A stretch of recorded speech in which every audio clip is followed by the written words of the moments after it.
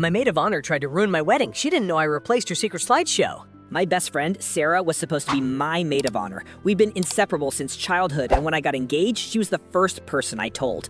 But as my wedding to the love of my life, Mark, drew closer, a strange, toxic jealousy I'd never seen before began to surface. It started steadily. During my wedding dress fitting, she made comments like, "Oh, that style is so brave. Are you sure you can pull it off?" She'd frame it as concern, but her words were tiny daggers to my confidence.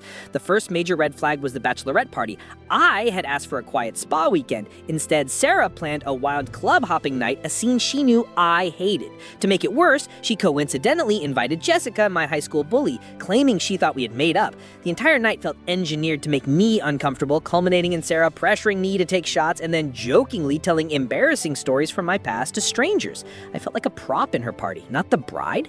The final straw came during the rehearsal dinner. My sister, another bridesmaid, saw Sarah corner the wedding DJ. She watched as Sarah slyly handed him a USB stick and some cash, whispering urgently. My sister immediately knew something was wrong and told me.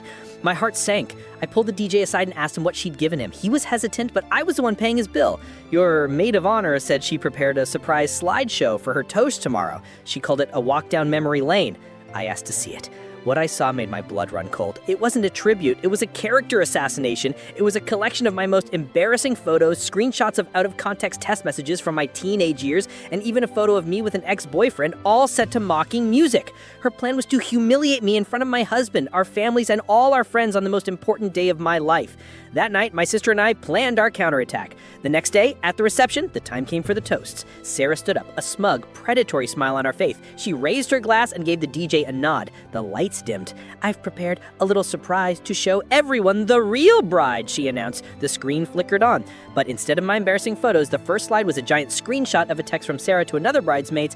"I can't wait to see her face when this plays. She doesn't deserve a guy like Mark." The room went silent. The next slide was another text. "This wedding is so tacky. I'm just here for the free booze." We had spent the night gathering evidence. The slideshow continued with more of her own two-faced messages, her own drunken party photos, and ended with a crystal clear security camera still of her handing the USB stick to the DJ the night before. The final text on screen read, "She thinks I'm her best friend. Pathetic."